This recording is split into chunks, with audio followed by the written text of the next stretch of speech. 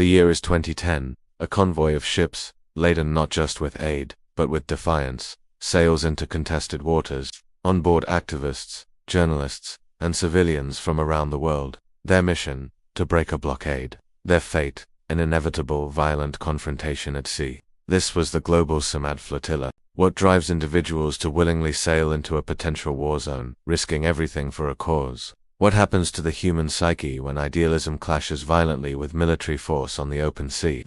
Welcome to Anatomy of Dread.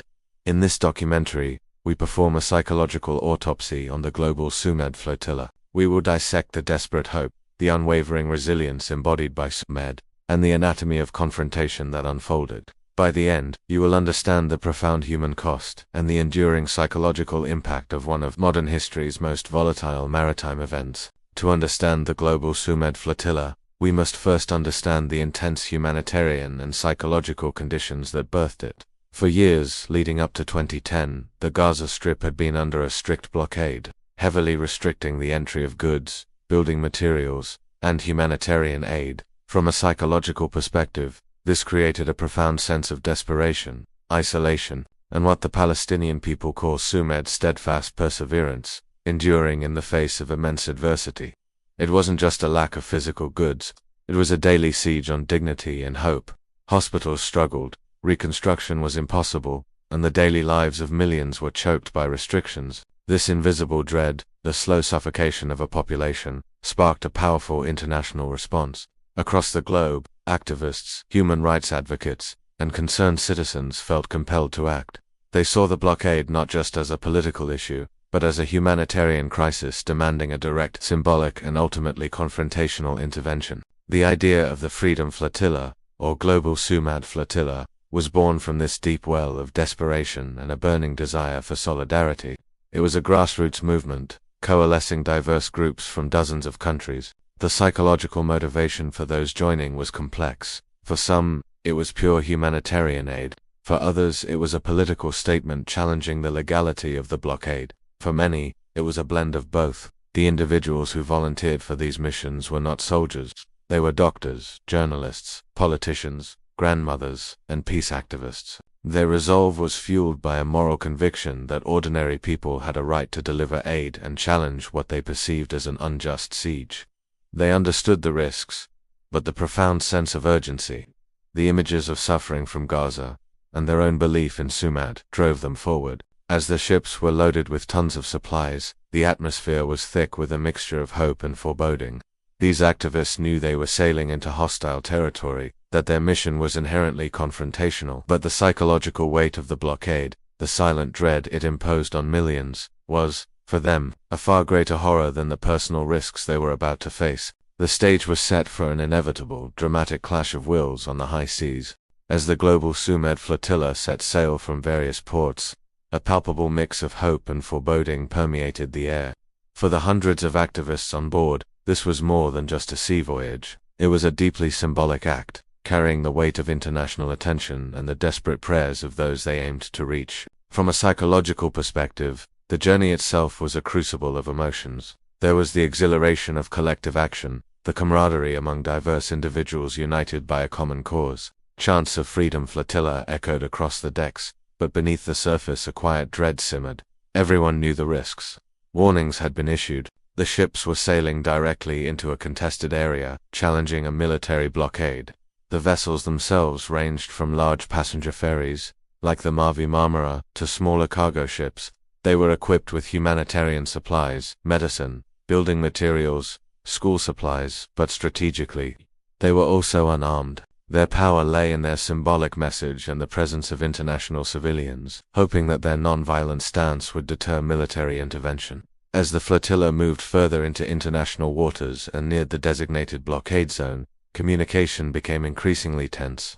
Israeli authorities issued repeated warnings, demanding the ships change course or face interception. On board the flotilla, activists grappled with complex psychological dilemmas: resolve versus prudence. How far should they push? When does steadfastness become reckless? Moral high ground versus self-preservation. The desire to maintain a non-violent humanitarian image while knowing that force might be used against them. The mental preparation for confrontation was varied.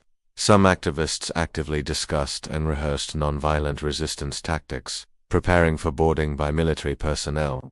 Others held vigils, prayed, or simply tried to maintain a sense of normalcy amidst the growing tension. Sleep was difficult, conversations hushed, and every distant radar blip became a source of heightened anxiety. The final hours before the expected interception were arguably the most psychologically taxing. The ships were isolated, far from shore, surrounded by the vast, indifferent sea. The air was thick with the silent questions of what exactly would happen when the two opposing forces finally met. The hopes of delivering aid collided with the chilling reality of an approaching military confrontation, setting the stage for the dramatic, tragic events that would soon unfold, forever etching the Global Sumud Flotilla into the anatomy of modern conflict.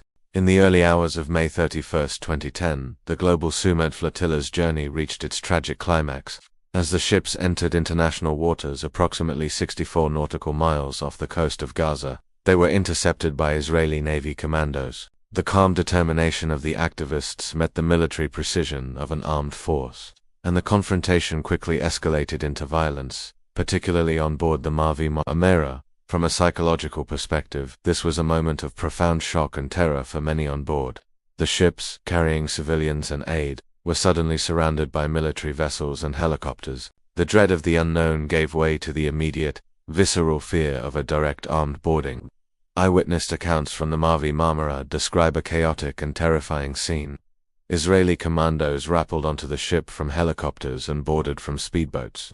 They were met by some activists who, reportedly, offered resistance using poles, chairs, and other improvised weapons. The response was lethal force. Live rounds were fired, as well as stun grenades and tear gas. The psychological impact on everyone involved was immense. For the activists, there was immense fear, confusion, and despair.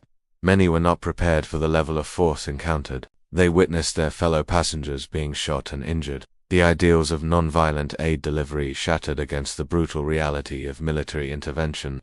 The Sumud that fueled their journey was tested by overwhelming force and the sudden reality of death. For the commandos, they were operating under orders in a hostile, unpredictable environment, facing what they perceived as resistance. The psychology of combat, even in an interception, is one of high-stress decision-making under threat, with potentially tragic outcomes. The outcome was devastating.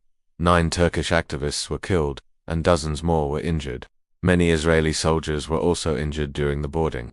The Mavi Marmara became a scene of profound human tragedy and desperate struggle. The initial mission of aid delivery was completely overshadowed by the violence and loss of life. The international community reacted with outrage and condemnation, sparking a diplomatic crisis. This single event, a clash on the high seas, transformed the Global Sumud Flotilla from a humanitarian mission into a symbol of a deeper, intractable conflict. The dread was no longer just the slow suffocation of a blockade. It was the chilling, immediate horror of lives lost, and the profound trauma inflicted upon all who witnessed or participated in the clash. The human cost of the confrontation was immeasurable, and its psychological scars would linger for years. In the chaotic hours and days following the violent interception of the Global Sumud Flotilla, the Mavi Marmara and the other ships were diverted to the Israeli port of Ashdod. The hundreds of activists on board, including injured casualties, were detained, interrogated, and eventually deported. This immediate aftermath spiraled into a global diplomatic crisis and left deep psychological wounds. From a psychological perspective, the experience of detention after such a traumatic event amplified the dread. Many activists, having just witnessed violence and loss of life, now faced the uncertainty of imprisonment in a foreign country. They were stripped of their communication, their belongings, and their freedom. Grappling with the shock of what had transpired, the international outcry was immediate and fierce. Governments, human rights organizations, and media outlets around the world condemned the use of lethal force against a humanitarian convoy in international waters. Protests erupted in numerous cities. The incident quickly became a flashpoint, exacerbating existing tensions in the region and polarizing international opinion. For the survivors, the psychological trauma was profound and long-lasting. They carried not only the memories of the violence, the sound of gunshots, and the sight of their injured comrades, but also the burden of their mission's tragic outcome. Many returned home to be hailed as heroes, but they also faced the complex process of coping with PTSD, moral injury, and the struggle to reconcile their ideals with the brutal reality they encountered. The incident triggered multiple investigations, including one by the United Nations, attempting to establish facts and assign accountability. The findings were contested, with differing conclusions from various bodies, deepening the sense of unresolved justice for many. Beyond the immediate crisis, the Global Sumud Flotilla incident had a lasting impact on the anatomy of the conflict. Shifting perceptions, it drew unprecedented global attention to the Gaza blockade,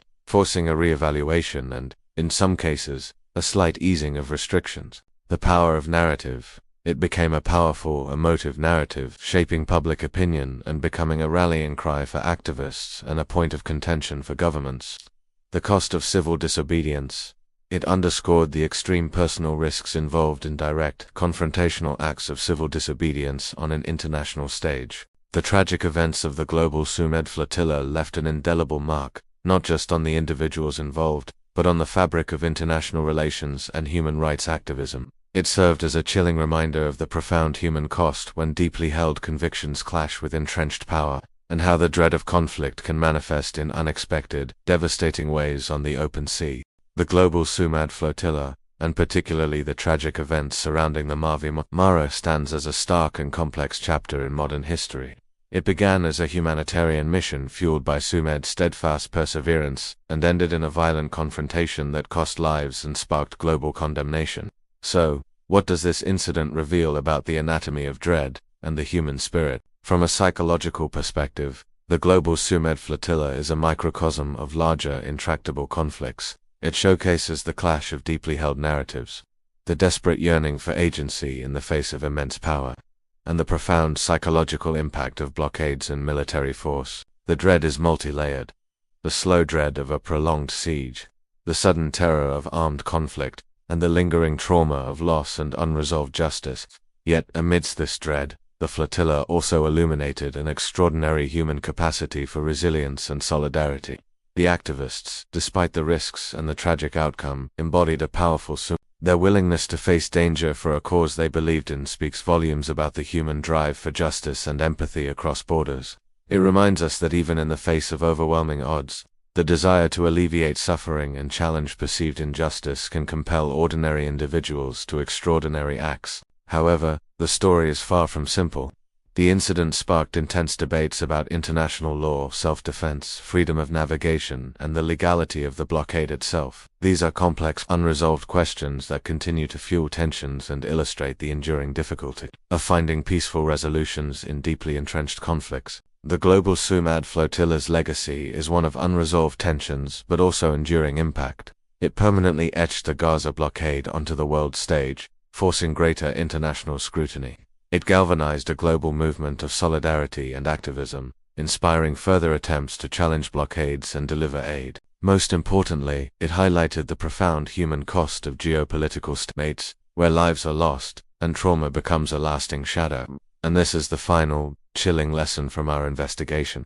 The Global Sumud Flotilla reminds us that the anatomy of dread in modern conflict is not always a battle between armies, but often a clash of narratives, a test of human resilience, and a tragic demonstration of how idealism can collide with brutal reality. It forces us to confront the complex moral landscapes of our world, and the profound, lasting impact of human decisions made under immense pressure. And so, the final investigation is now passed to you. After dissecting the bravery, the confrontation, and the aftermath, what do you believe is the most enduring psychological lesson humanity can take from the Global Sumud Flotilla? Leave your analysis in the comments below. Let us continue the discussion about this monumental event and the enduring power of human Sumud in the face of profound dread.